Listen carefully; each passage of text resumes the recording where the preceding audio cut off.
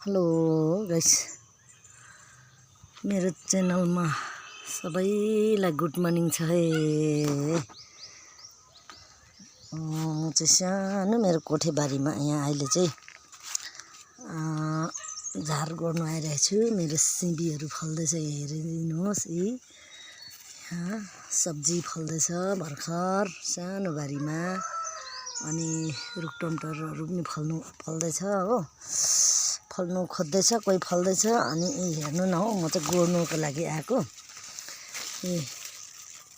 टमाटरहरू फल्दैछ, तर सबै पानीले गर्दा हेर्नु नि पहेँलेर गयो, नपाक्नु जस्तो छ नि हो साथीभाइ हो।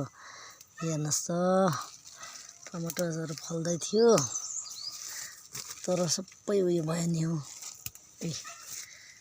मर्दैछ नि, पिल्सिनु थालिगयो नि। खोर्सानी, डल्ले खोर्सानी पनि फल्दैछ सानो कोठेबारीमा साथीभाइ हो। जहीँ बसे पनि खानुपर्छ, हामीले दुःख गरेर मिहिनेत गरेर खानुपर्छ साथीभाइ हो।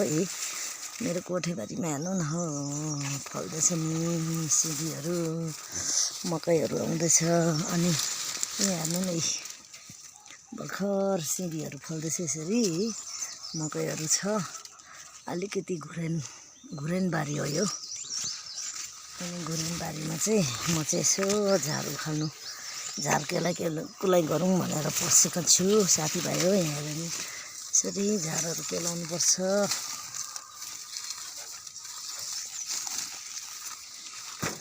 झार कुलाई गरौँ भनेर पसेको। मेरो डल्ले खोर्सानीहरू छ यहाँनिर, आउँदैछ यसरी। अब एक दुईवटा चाहिँ यसरी फल्नु पनि थालेको छ है साथीभाइ हो।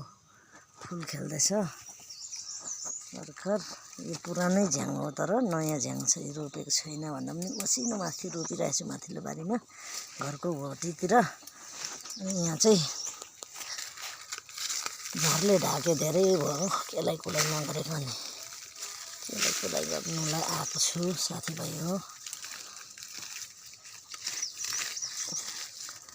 खाने चिज भन्दा पनि नखाने चिज चाहिँ के साह्रो उर्लेर आएको हो, बाफ्रे यस्तो डरलाग्दो उर्लेर आउँछ कि।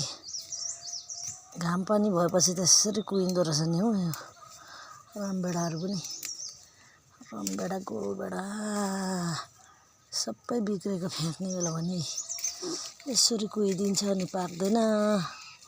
घाम र पानी भएपछि त खतम हुँदो रहेछ नि हो साथीभाइ हो। यहाँ हेर्नु नि, मनै रुने गरी कुहिएछ नि हो।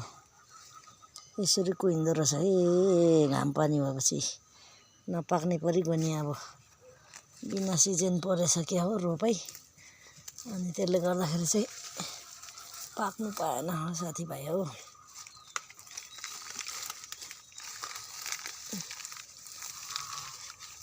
दुःख गर्नुपर्छ, अलिकति भए पनि सागसब्जीहरू लगाएर खानुपर्छ कोठेबारीमा।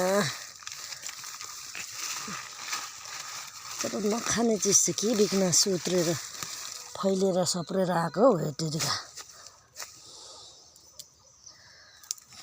खाने चिज चाहिँ मौलेर आउँदैन, नखाने चिज चाहिँ मौलेको देखेर यो कलियुग यो घर कलियुग हो कि। कलियुगमा के हुन्छ। पुर्खाले भनेको जस्तो, बाजे चेप्जूहरूले भनेको जस्तो, कली लाग्छ धपक्कै बलि है, कलीमा धपक्कै बलि भन्ने कहानी सुनाउँथे हाम्रो बाजेले। त्यस्तै हो साँच्चै नै। नखाने कुराहरू चाहिँ के बिग्न फैलिएको। मान्छेले खाने कुराहरू यसरी फैलिएको थियो भएदेखि यति बिग्न दुःख गर्नु पनि पर्थेन होला नि। तर हुन त पहिले भन्दा त कति मान्छेलाई सुख छ अहिले। पहिले हाम्रो बाजेहरूको पालामा, आमा बाउको पालामा बहुत दुःख थियो, तर अहिले त त्यस्तो दुःख छैन अहिलेको नानीहरूलाई। हामीले जस्तो दुःख त अबको नाति नातिनाहरूले, छोराछोरीले भोग्नु पर्दैन, त्यति साह्रो भन्न चाहन्छु है साथीभाइ हो।